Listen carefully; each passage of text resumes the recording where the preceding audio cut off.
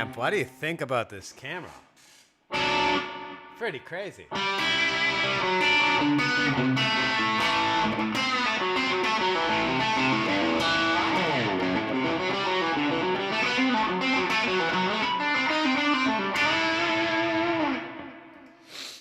Good afternoon.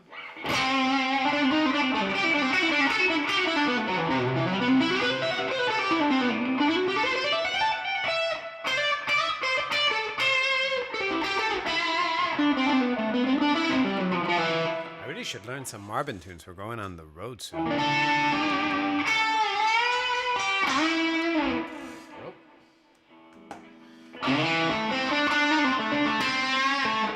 I'm looking for an Arkansas backyard May 8th. Nothing yet, but I'm dying to get one. So if you know anybody that will book us, that's like literally one of the only dates we have missing. Yeah, last night was fun. I got a little drunk. Stretch dread.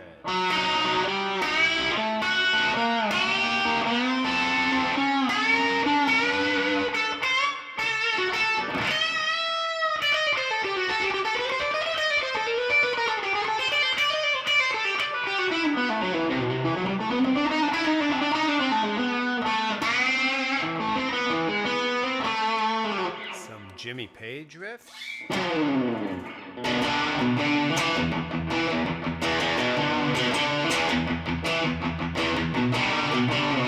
God, they rock, don't they?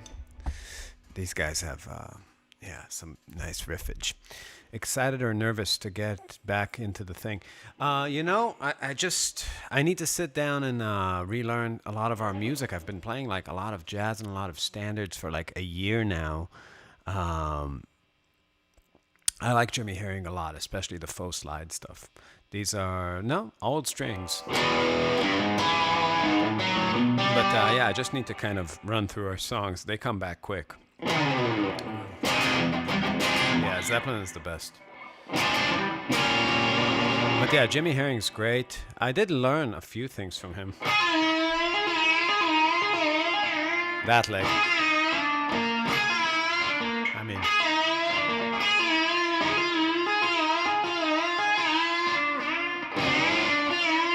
I really liked how he basically...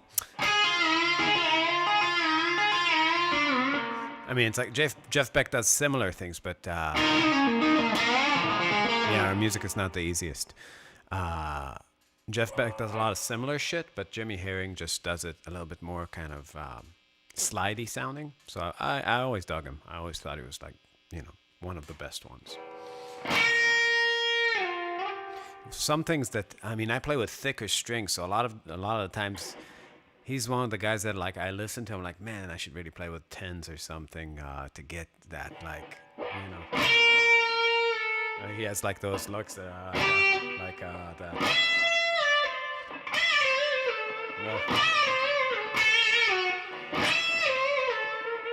You can't really, it's just too much tension to do the slide and move back. It's very easy to do with thinner strings. Those Derek Trucksy kind of things. But yeah, when the levee breaks is a jam. It is.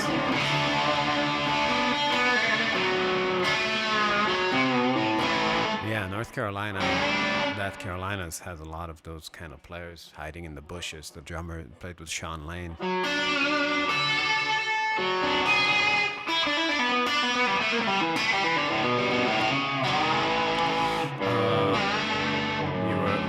I am a fun drunk.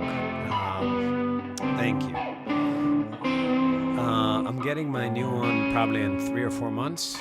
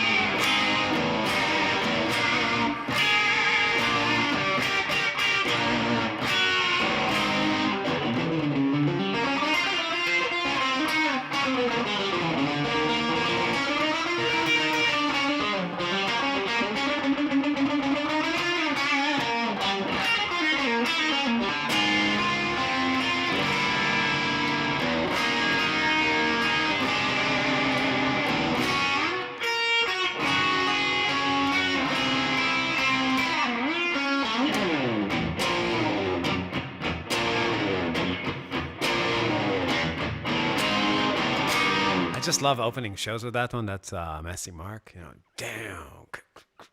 It's just, it's a nice rocker.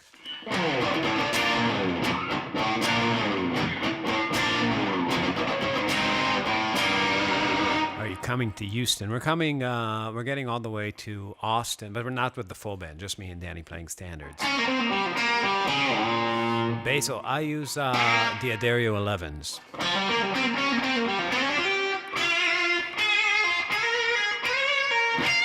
But I'm considering switching to 10s just so I can do some more stuff. But it's hard for me because I play pretty hard with my right hand, and 10 feel like noodles. Do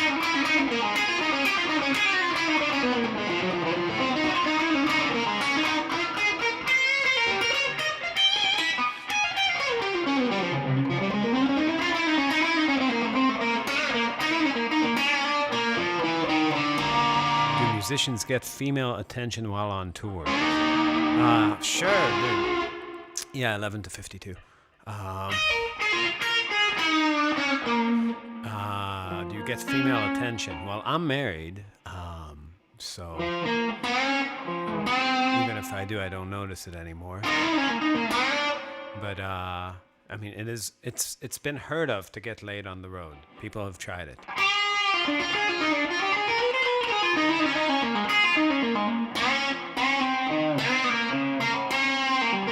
Yeah, 9s are hard.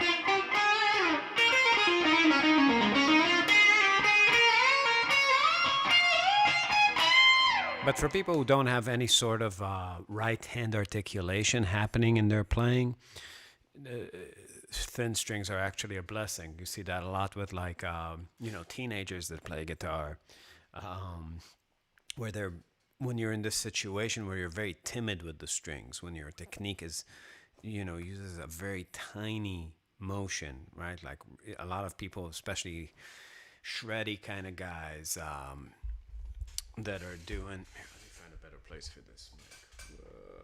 No.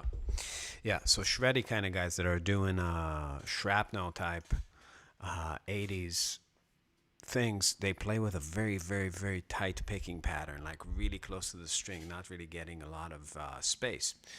And that way it doesn't really matter how thick the string is, but when you really slam into it, right, when you're playing Stevie Ray Vaughan style picking or Django style picking on electric, what happens is if it's a very thin string, it's just traveling in a very wide pattern. The thicker the string, the tighter the pattern. So I mean, for a lot of people are talking about tone when it comes to string. Honestly, I mean, there is a difference for sure. But I feel like it's very subtle, and also when you start dialing in your tone, if it sounds not bassy enough, you turn the bass up. If it sounds too bright, you turn the treble down. Like all that stuff is very dialable. It has much more to do with me, for me, with what I can get the strings to do. Like it's more of a connection of the body to the string rather than like, 2% more around 800. It's like, yeah, who gives a shit? It doesn't matter. Yeah, but I mean, again, I don't really care about what like the difference in thickness. Again, it is a difference in sound, but the main difference is what the setup allows you to do technically. One door opens, one door shuts. What's up, Mr. Laden? That's it's funny because our bassist John Nadell, whenever we go to visit his parents' house in Buffalo, New York, they have their name on a mantle in these cubes, Nadel. And every time I go there, I always rearrange them to spell your last name Laden, because I find it hilarious, that like the parents of our fully grown bassist, like, they're like, is this 35-year-old man like pranking us? And I never talk about it. And every time I come back there, it goes back to being Nadell. It's pretty great. Thanks, Soraya. How great is this, huh? Blurry background. It's like you're in a movie. This is my lovely wife. Everybody say hi to my wife, damn it. Soraya, but the people are on YouTube. Everybody knows that Facebook is the way of the past. That's why I sold my stock.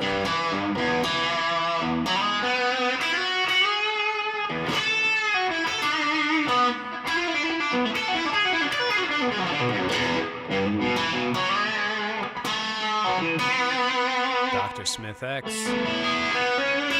I'm loving this. This is the first day. I didn't buy a dummy battery yet, so I'm probably going to run out of juice and have to switch midway, but this is the first day I got it working. You have no idea how fucking complicated that shit was for me.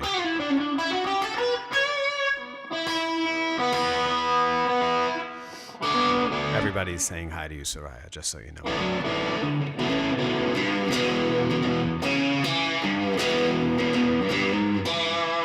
I was curious about the camera. Gotta go back to work. Yeah, she works a real job. A student of mine just told me that is referred to as marrying a Muggle. I guess that's from Harry Potter. Hey, Robert, how's France? I heard you guys are in lockdown. Hey.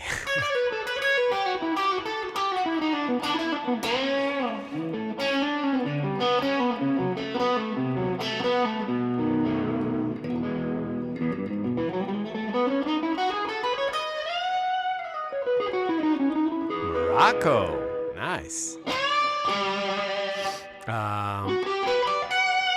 This is a 4K camera. It's a Sony Alpha 6400 with Rokinon lens. I love that blurry background. God, I love it. Alright.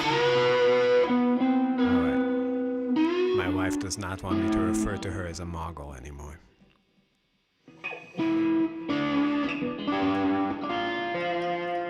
It's because she doesn't have music shred magic yet. She's working on playing piano though. Lockdown. That sucks, dude.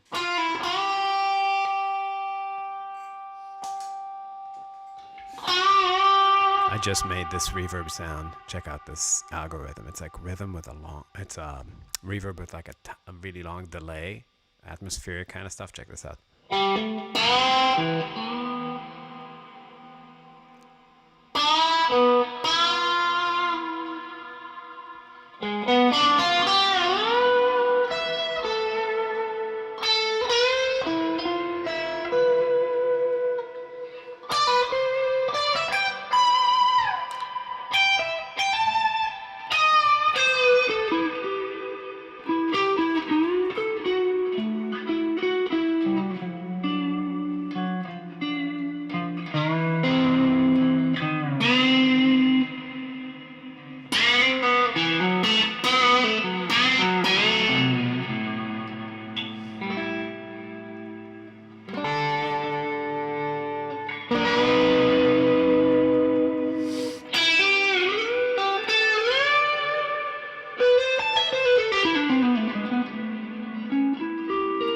I don't have a collider, so I have a Ventris, and a Nemesis. So I'll show you this. The sound I made on the Ventris just uses one of the DSPs.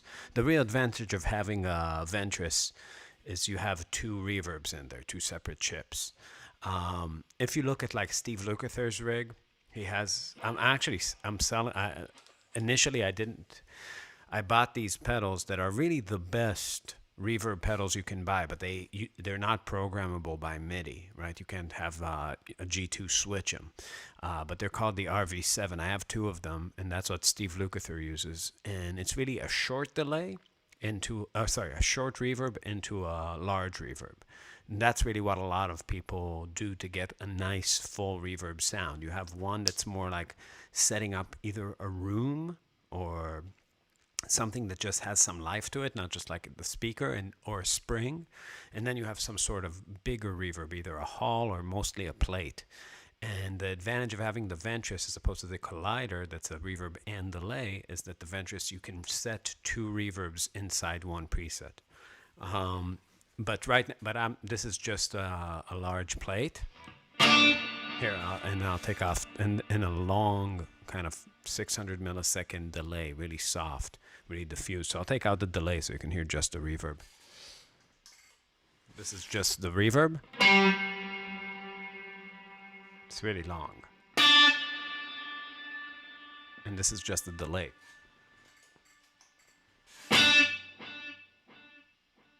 And that's their tape delay. Their tape delay over there is unbeatable. Like just it degrades a little bit, but it doesn't get in the way of your lines.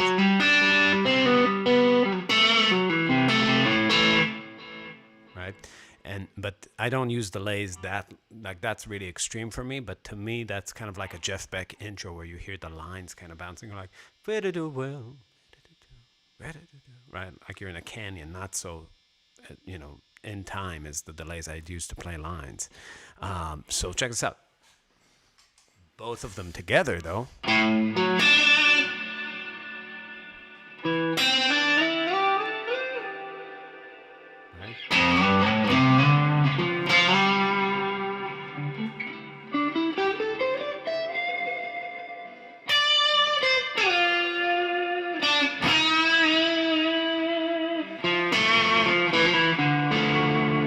Dad says it's a little dark. Well, it's a dark day, but I need to get more lamps happening. I don't have enough.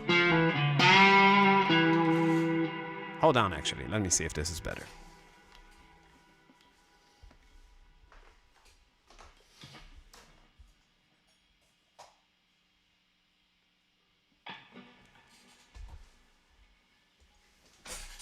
A little more light.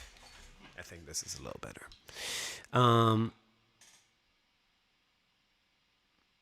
Yeah, so just again going from like totally so that's one preset I really like. I went and redid all of my settings. Let's see what's on the collider. So yeah, no, I don't have a collider. So a collider is a combination of the Nemesis and the Ventris. They basically took one of the chips out of the Ventris and added the Nemesis instead. So it's kind of like a best of the source audio delays. It's a great pedal. Totally recommend it, especially for like a smaller rig that you don't need all the dialability. Honestly, if I had to do it again, I think I could get the same sounds from the collider, maybe a tiny bit different, but just as good. Thanks, Basil. Yeah, it's pretty cool. What musicians do you like that would surprise your fans? I think people know what I like. I actually,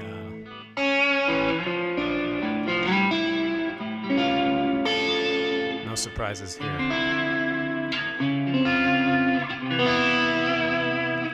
That's a great sound, isn't it? So that's one.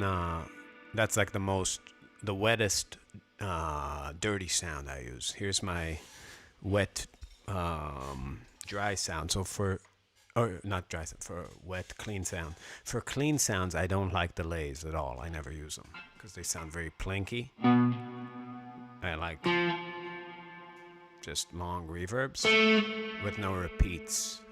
My theory, well, it's not a theory. I mean, when you track your guitar, when you're recording in the studio, and you take a look at the waveforms that your clean strat tone makes. Oh no! 1 second. Sorry, guys. It was nice while it lasted. We're gonna go to the built-in camera. All right. I'm here now.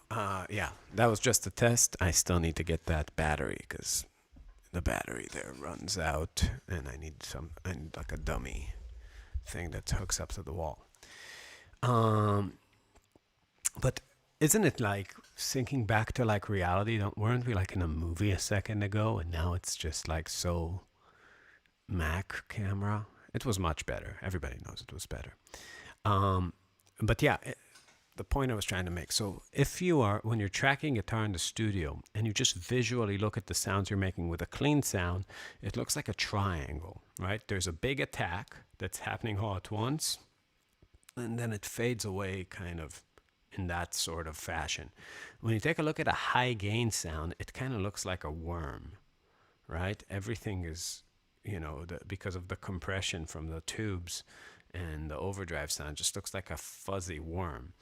Um, the problem with delays on clean sounds is that you get that attack chasing you with that triangle, with that sharp attack. And because of the rounded nature of the attacks on a dirty sound, it just blends the sound in a very, very different kind of way that really sounds ambient. It doesn't sound planky. It's not like, a bunch of kind of like marbles kind of jumping on the floor, right? So yeah, this is about as wet as I go with the clean sound.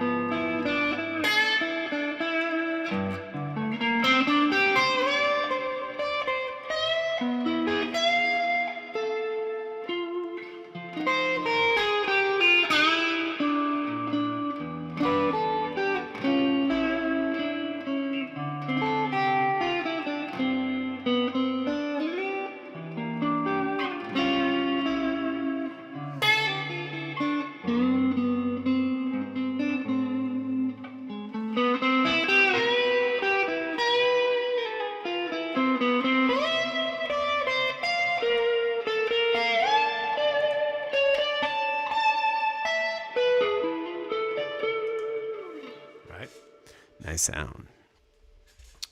But yeah, here's my basic clean. And I actually added this funk compressor sound. I never really liked those, but I figured there's probably going to be contexts where I can use it. Just like a no delay, no reverb sound. But that kind of...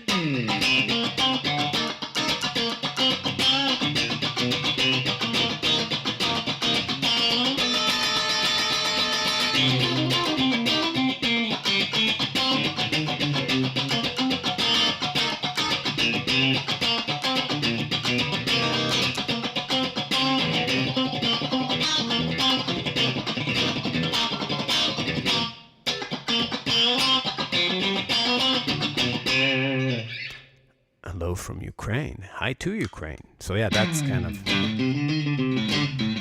That's just the H9 compressor. I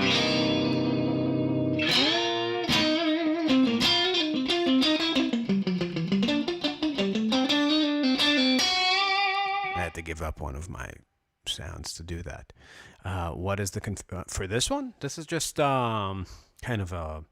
extreme compressor, with the clean sound of my amp and nothing else. So it's on the Eventide H9, and here's without.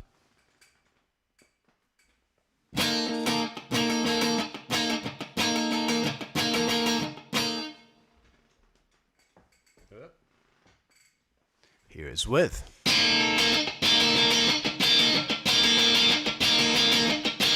So it's just squeezing it, and I don't know. I mean, that's not something that I use too much of. Usually when I'm comping, what's going to happen to Holdsworth's amps? How did you end up with them? Well, he didn't have a place to put them, so he asked me to keep them. That was in 2012, and then he just kind of, things happened in his life that he stopped touring. And we'd talk every now and again, and he'd be like, "Yeah, are you okay keeping them for me?" And I'm like, "Sure, I'll keep them for you." And then he died.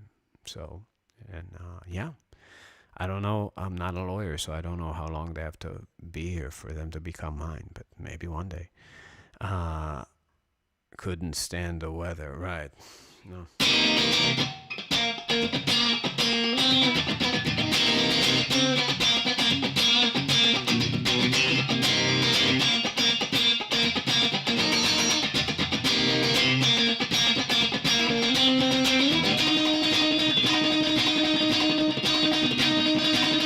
It's a pretty satisfying sound, I gotta say.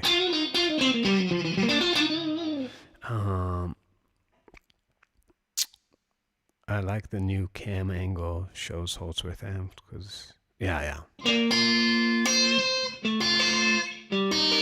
I have a bunch of them. But yeah, I don't know. They're here for now. So yeah, that's a cool sound. Yeah, I keep changing things. It's funny because every now and again somebody will ask me to do a rig rundown. I'm like, all right, and then I do it, but then everything keeps moving. So yeah, greetings from Brazil, Funk Chuck. That's right. That's what you need. Could you please do some scale patterns using gypsy picking technique?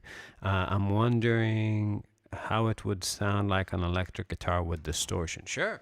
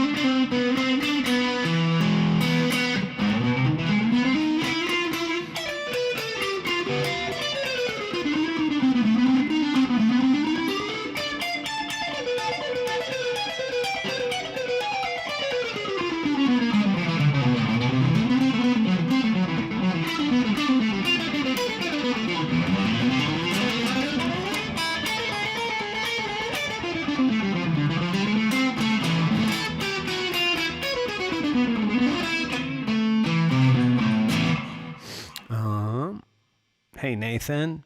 Good day from Brisbane, Australia, mate. Sounds killer. Thank you. Appreciate it. You dominate funk better than Hillel Slovak from Red Hot Chili Peppers. Oh, I don't know if that's true at all. But thank you. I'm really, I mean, funk is music I literally never listen to, but it's really a part of that thing of really, if you want to conceptualize it. I mean, I've heard a lot of people say a lot of weird things about what it is and over mystifying it, but what you really want to conceptualize the funk guitar rhythm is a shaker, right? Because nobody in the band really plays 16th notes in that way, right? You couldn't play that on a snare. You couldn't hold a groove like that. Maybe a hi-hat, but even a hi-hat is a little bit like too on the nose with the rhythm in terms of the attacks. But if you visualize a shaker, it's really like where you would accent. I mean, maybe a hi-hat's close to that too. But yeah, those kind of rhythms. You really want to get a sound that really gets you to that place where you can calmly make a layer inside the music that the rhythm is sitting in an airy kind of way. And it's really about the sound. Like, you don't need an amp to practice that. You just need to get the strings to do that and the way you touch. I tend to flip my pick and play with the fat side, not with the tip, right? And just to get a little bit closer.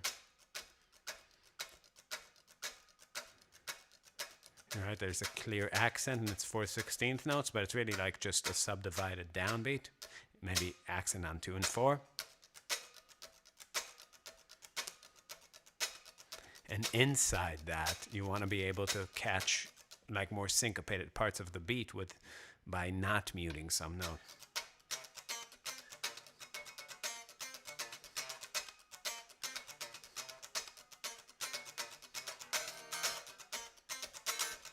and maybe create some dialogue between chords. Ging, ging, doom, doom, doom, doom, ging, ging, ging, doom, doom, doom.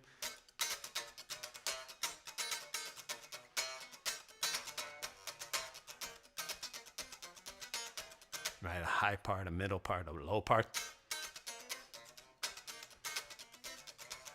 Like that's kind of like, a lot of the early Brecker Brothers stuff had that kind of thing in the music. All right. What's your personal favorite guitar chords? I think the most useful thing to be able to execute is harmonizing a mode using fourths. Because most of the music that most people that at least come to me are interested in isn't standards. When you're playing standards, that's not so useful unless you're playing Coltrane type things. Like mid 60s, late 50s type music. But if you're playing funk or rock, you really want to be able to take, like, let's say, like a C minor scale, C minor Dorian, I mean, and figure out how to play something like this.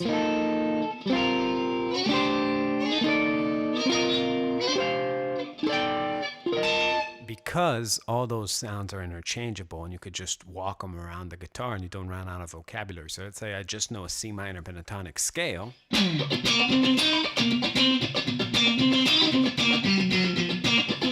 Like a Chili Peppers song or something. I can throw in those kind of chords all over the neck, and I have good places to land in many areas. So I can go.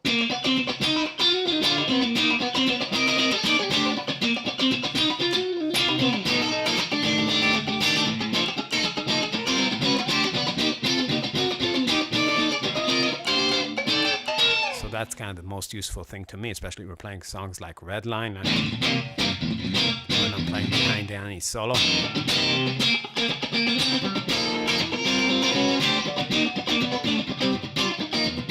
That's all just those chords, right? So just fourths in Dorian. Fourths meaning you take a note and you count in the scale. 1, 2, 3, 4. From that note, 1, 2, 3, 4.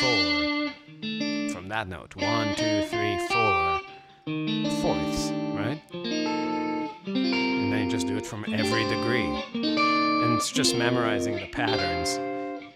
If you know this shape, it happens in, I think, 4 identical places in the mode. You play it here, here, here, and here in Dorian. 1, 2, 3, 4. So it's one shape four times, and then you have 3 unique shapes. One unique shape, one unique shape, and this unique shape, right? So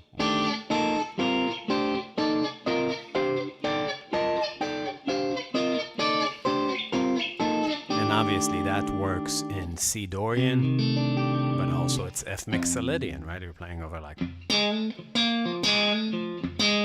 or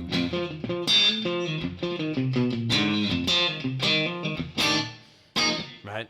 That's how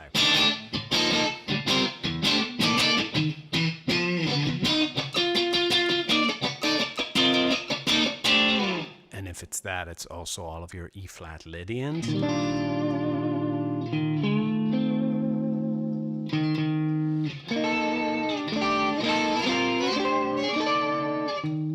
So it's very good to know those chords. I started noticing how Zakk Wylde, SRV, and Jimi Hendrix exclusively used the floating hand technique after you pointed it out for me. I wonder how to manage to control all the gain, how they manage to control the gain. Well, with SRV and with Hendrix, it's mainly left hand muting. With Zakk Wylde, it's active pickups and so much gain. When you're dealing with so much gain, it's almost like muting becomes less of an issue when you're at that like EMG type levels of like Wall of Marshall and EMGs. That the notes sort of kind of focus themselves around whatever is vibrating. It's like almost there's so much compression that the note you're actually playing, it's almost like a gated sound. A free voicing lesson. Yeah, man. Well, get better. If you, just what I've learned in life is that,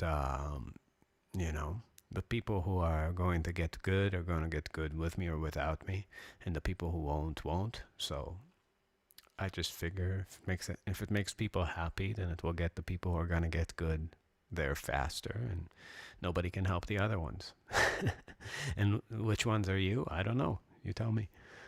Since we're all saying where we're from, hello from Pennsylvania. How you doing? Enjoy your playing, and you inspire me to practice. Fuck yeah, you should practice every day a lot. I think yesterday I played 11 hours. Seriously. It was like an intense day of playing. Yeah. Check out another sound. This is the Ultraphonics HRM.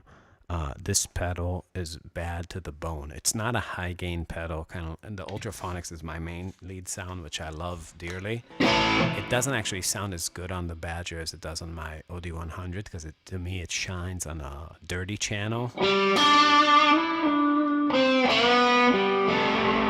Salt Lake City, how you doing?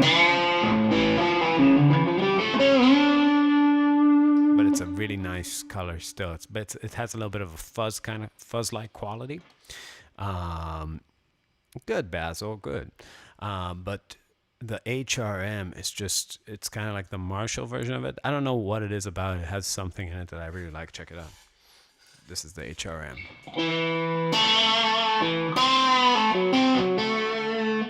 Cleaner and more glassy.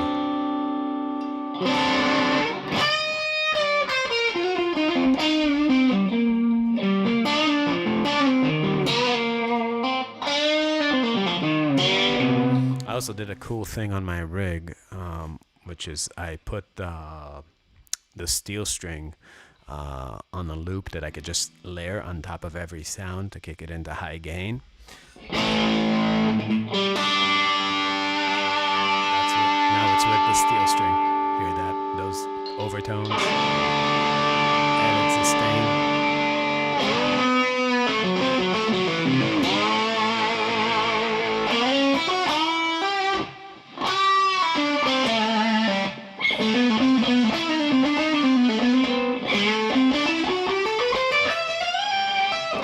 It's a little bit too low a volume. You still hear them separating a little bit, but when you get the amp a little bit louder, it's just... And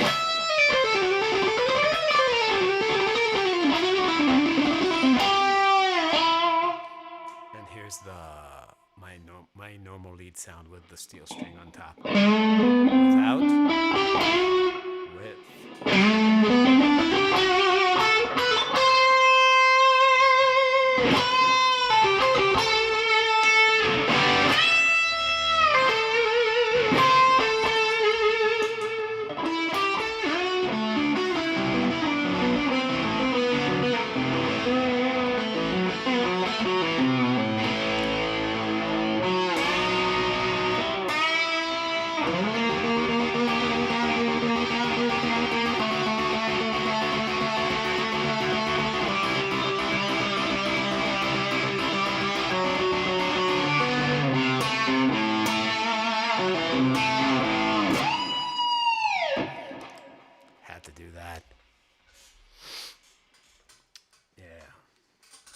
But yeah, H9 is fucking fun too. You gotta love it.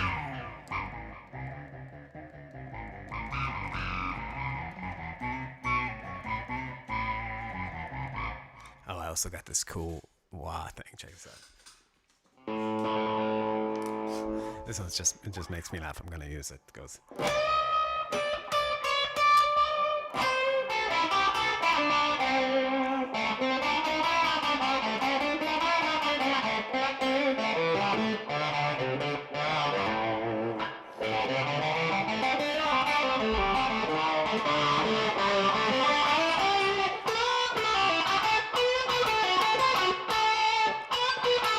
Sounds like, I don't know, like Gilbert Gottfried to me or something.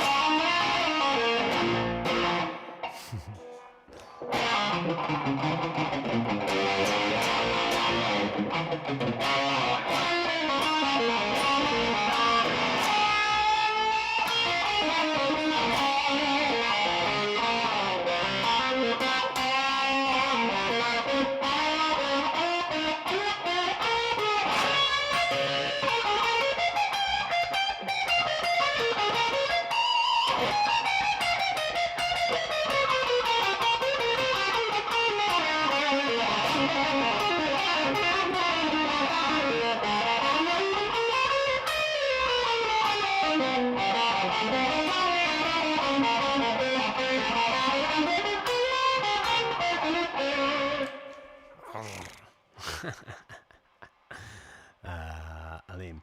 Danny, how do you deal single pickups noises, especially on high gain settings?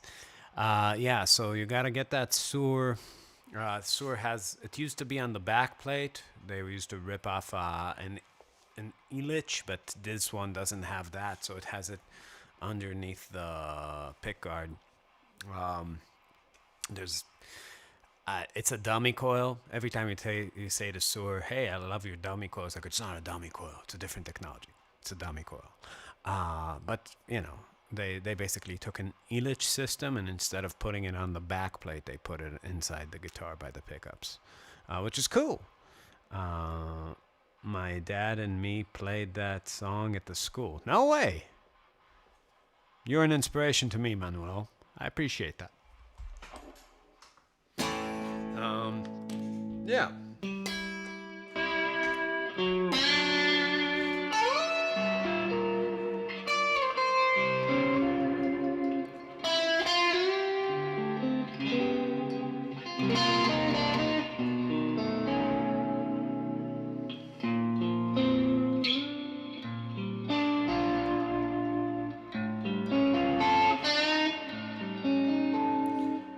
That's a great dominant chord, by the way, for you people looking for a new chord to tackle. There are two chords I recommend. Really. Can you play Petrucci? No, I don't know anything by him, honestly. But yeah, let's say you're in a situation where you need an A7 moving to a D minor. A lot of people use that kind of voicing, right? Here's your normal A7 with a flat 13. If you just grab that chord, just the outside of it, like A7, and put an A on top, sticking that sharp 11 in there, and then including the root on top, right? And A will be like A, G, C sharp, D sharp, and A again. That's a great little voicing, and also it exists in the same scale, a tritone away. So if you can play it here, it also exists there, same thing. Right? And that leads you to a D minor.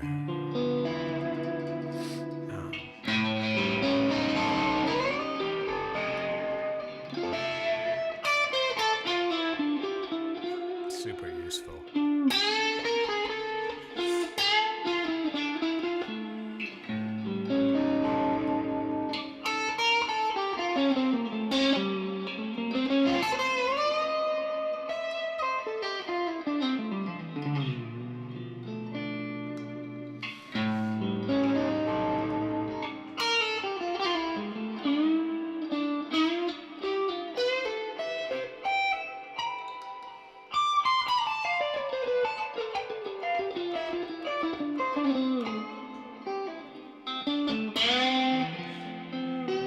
I use these are called ML Mike Landau Classics. But the next guitar I'm getting, I'm not gonna get them again. They have a very, very specific mid-range bump, and it's an acquired taste. I mean, it's not like a classic Strat tone, and I think I like a Stevie Ray Vaughan type thing a little bit better. But I've been playing this guitar for so long that it really became kind of a part of my sound. So, but I'm super happy with change.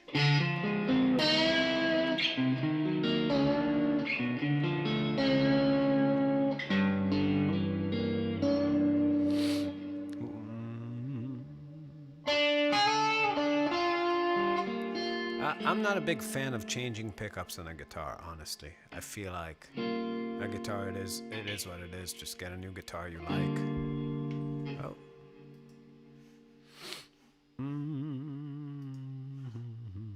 Yeah, so a lot of time, yeah, always passive. Active pickups are a bad idea for a guitar. like players from the 80s. Hair metal phase? Of course. That was the golden age of guitar. I like them all. Like, that's like, honestly, when the radio turns on and it's an 80s song, that's the only silver lining for me. I know there's a guitar solo coming that's going to be fun. I would think I wrote a song if I just did that. What do you mean? Oh, if you just played what I played. Maybe. I have to go. I send you a greeting from the city of Mexicali, Baja. Well, I am watching a lot of TV shows about the cartel, so I'm getting to know the geography a little bit. I know where that is. Cali cartel.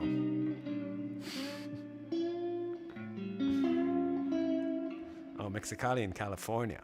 Sorry, I thought you meant Mexico. See you soon. Even listen to Rat. Yeah, I know a bassist. The bassist used to play with them. I remember when you would do live streams with other guitarists and just talk music. It was legit the funniest thing to listen to. Oh, thanks. Yeah, I got sick of interviewing these guys, honestly, because they just, a lot of them were great, but some of them it was just some interviews. I just was like, man. Like, so yeah, I came from a musical family, or like I didn't come from a musical family. Crazy, just some like small talk. I mean, it's small talk is tough for me. I like real talk. That's why our new podcast is Music Real Talk. You should listen to our podcast, just me and Danny. We go deep, because I don't know. In general, kind of the thing that I like social media for, wish there was more of, is some sort of hangout where it was the way I would hang out with my friends. Like, I don't like when somebody's putting on a show that's not a show. You know what I mean? I'm all about, like, you rehearsing a show and putting on a show, but when you're pretending to have a conversation, but you're presenting some sort of personality that's only like your public face, it's very weird. Nishikot, Ima, Manishma. Mexicali is in Mexico. Okay, good. Good. So yeah, but yeah, fucking small talk, man. I mean, I bumped into some people the other day when I was sitting on a patio playing, and we got into a conversation. I mentioned that like my wife goes to bed early and I stay up late. They're like, just because they're like, "Where's your wife?" And they're like, "Yeah, like I stay up late." And she goes to bed early, and it's like, I'm a morning person. And it's like, yeah, I'm really a night person. I was like, it's really great to know. You're a morning person, night person.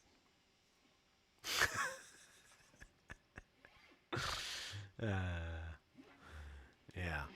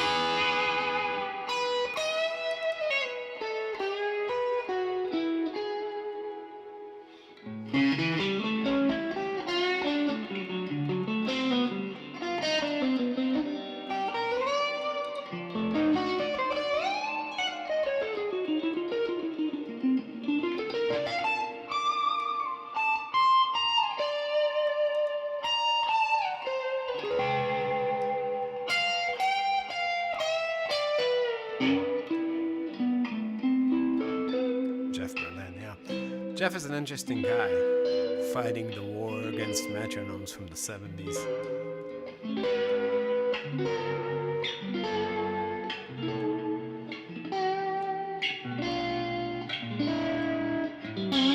It really worked for him, though. It's a real talking piece.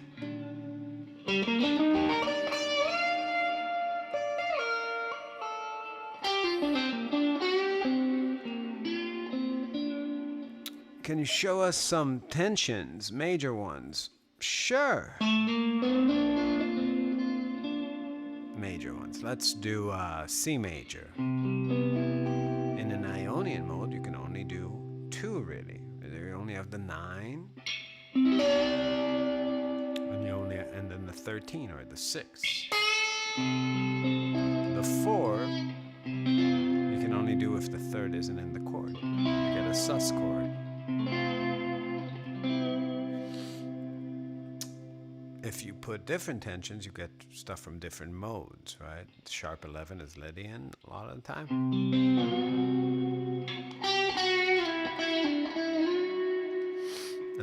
Here.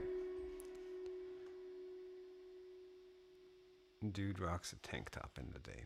Yep. Let me pull up an Indian drone. Hey guys, welcome to the channel. This is the best way to practice, by the way, your modes. Let's do it in C for shits and giggles. Hi, I'm Kat Graham, a Goodwill Ambassador for the UN Refugee Agency. Shut up, Kat Graham. Don't talk to me about refugees. We're going to India to drone. All right. So, when you have a drone, this is just a C. Neil, this should come natural to you. Right? Does this remind you of you're in India, right? Does this remind you of the outside? When you look out the window, is this the vibes you're getting?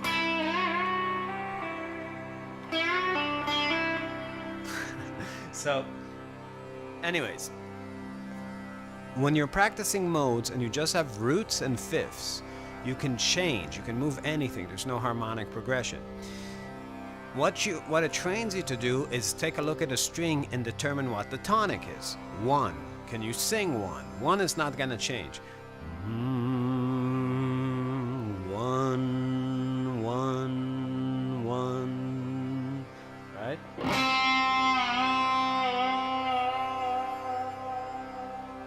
All right. Yeah, Neil's feeling it. Now, an Ionian mode has 1, 2, 3, 4, 5, 6, and 7, right?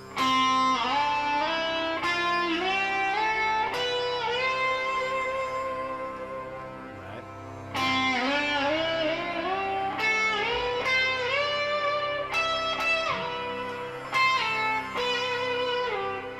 I'm just going to play it on the B string. So to play an arpeggio, you need to just realize where 1, 3, and 5 are. Maybe add the 7th.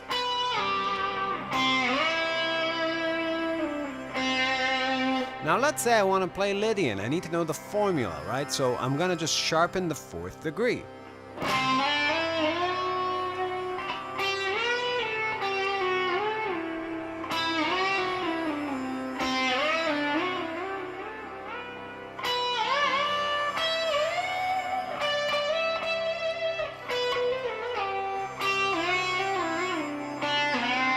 Every mode works like that. I want to play Dorian. 1, 2, flat 3.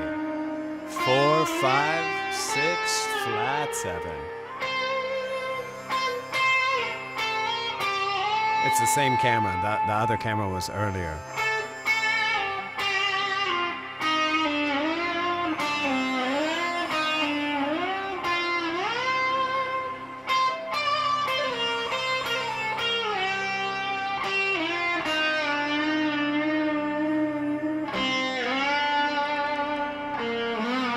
Change string. Here's 1, flat 7, 6, 5, 4, flat 3 too. You want to be able to play one string at a time, staying in a mode. If you study any other mode, all you got to keep in mind is the interval pattern that makes it. So you can memorize something maybe from, I don't know, harmonic major, right? Like how about melodic minor with a sharp 4? So that'll look like this. 1 stays the same. Here's 2. Flat 3. Now instead of 4, I'm going to play a sharp 4. 5, 6, major 7. Now check this out.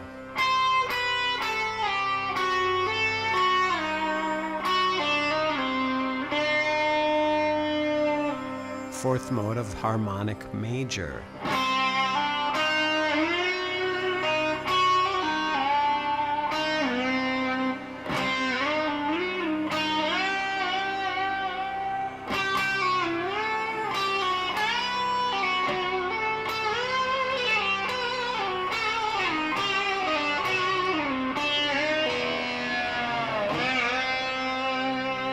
Another string, right? Root 7, root 2 flat 3, sharp 4, 5, 6, 7.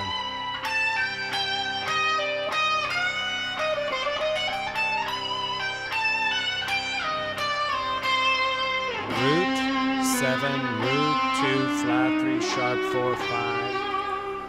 So now you have access to that mode just by making it up modally, not thinking about a scale connection, but a memorized pattern based on altering just Ionian, really.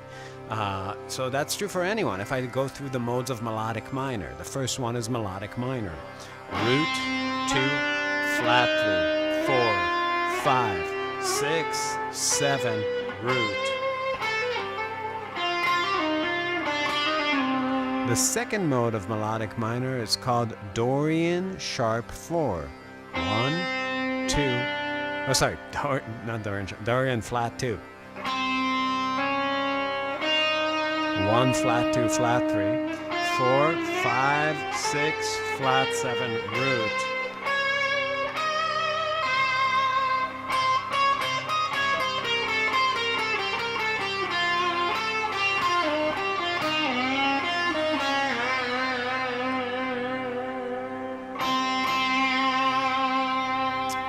Pretty cool, right? Here's the third mode of melodic minor. Yeah, the advancing guitarist, he talks about stuff like that. Minus the cool drone that makes it fun to do though, right? That, like, you're not feeling like you're hanging out in Neil's neighborhood when you're doing the advancing guitarist. I had lessons with Mick Goodrick. It was some of the shittiest times of my adult life, honestly. When I was at Berkeley, he'd take me to a room. He was like an old man with a little French hat. And he'd be like, okay, this is what we're going to do. We're going to play All the Things You Are. We're going to play very quietly. He'd take my cable and plug me into his amp. And I swear, he'd play so quiet in his room, it was unclear whether the amp was on. It's like, okay, we're going to set a metronome on 2 and 4. We're going to play All the Things You Are. I'm going to play a chorus. You're going to walk a bass line in halftime. Then I'll walk a bass line in halftime, and you'll play a chorus. Then we're going to walk bass lines for each other, and we'll play another 2 choruses, and then we'll be done. Like, okay. And we do it. And that would be the lesson. It was fucked up. And then he wouldn't even say anything about my playing. He would just be like, yeah, sounds good. Like, all right, well, glad I'm paying you like $7,000 a minute for this tuition.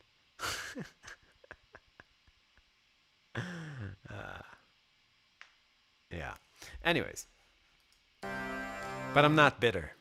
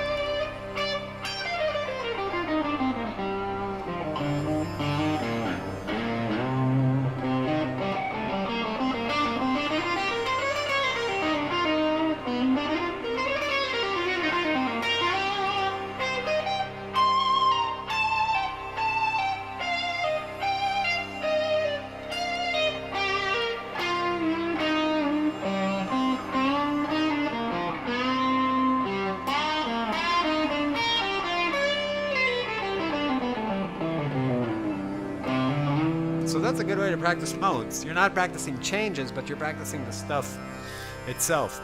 Good thing is to learn how to really hear what to do with the void notes, right? So you take a mode that has lots of avoid notes, a couple of avoid notes, which is what you can have. Like, let's say I'm trying to learn how to play over Phrygian, right?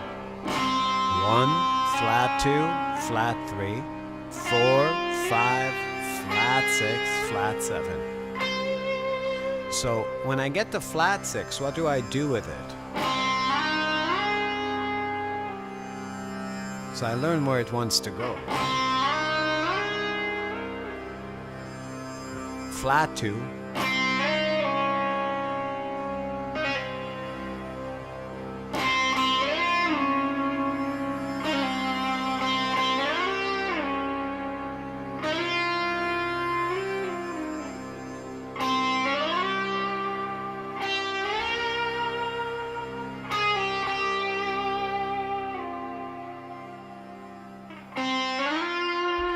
Now, learning how to resolve to tensions that aren't avoid notes is also a big thing.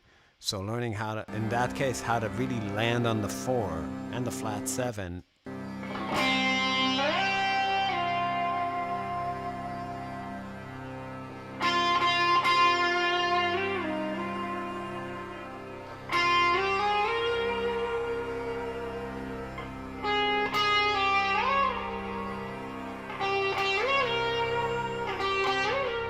Right? So where you get to these areas of the mode and you're not afraid to hang there, going from the flat 2 to the flat 7. I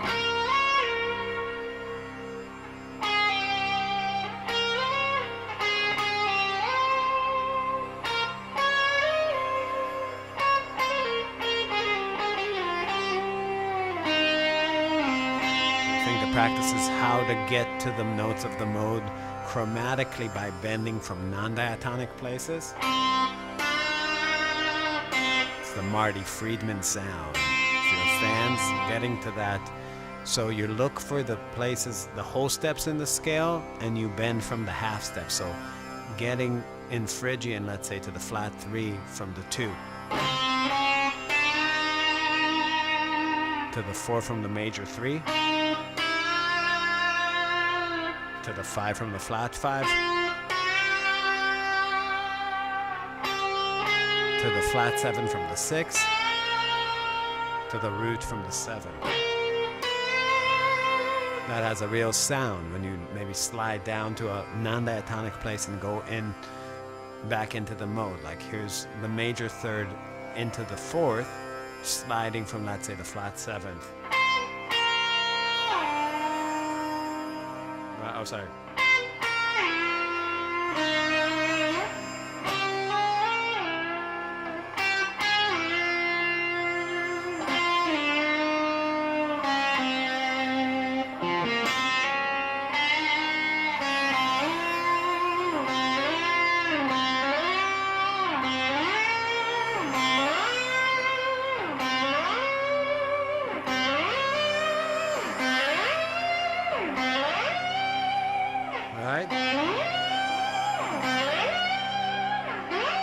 That's a hard thing to do. Slide into the bend. You wanna...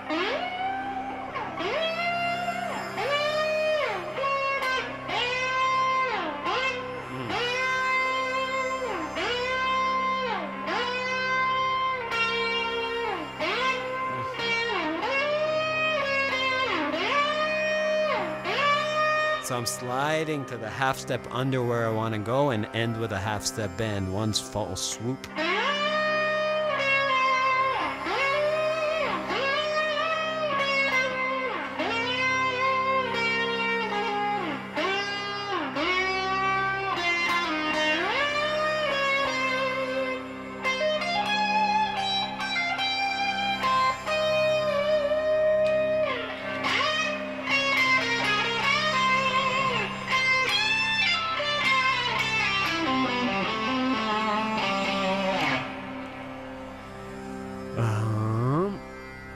Music is one of the very few things left from my culture that I wouldn't scrutinize.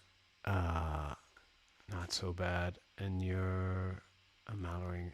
And you're what? Ameliorating it? Is that a new word? Fuck, I gotta Google a word.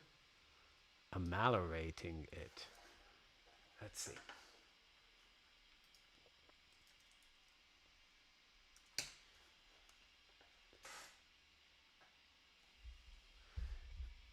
Making something bad or unsatisfactory better. Thank you. Nice.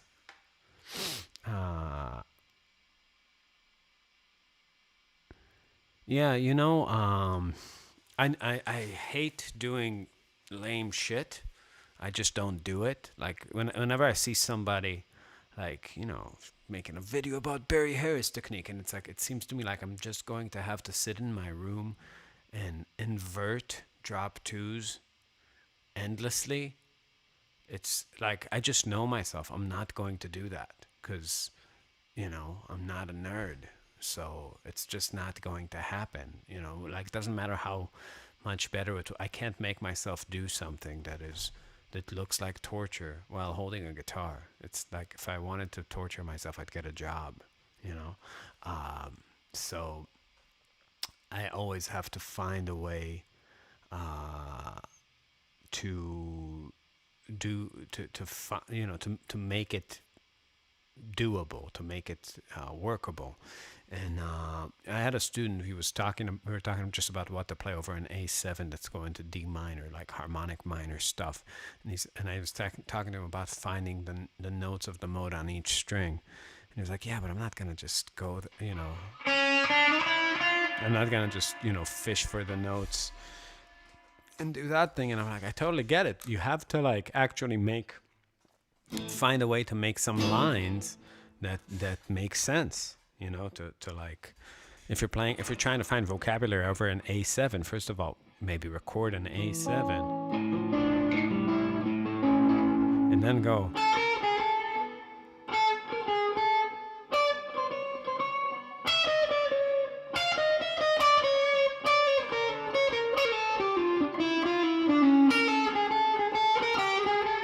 Area by area.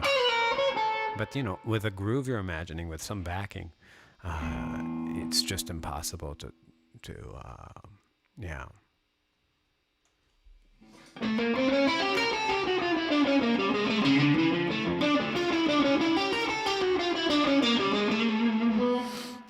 Yeah. Anyways,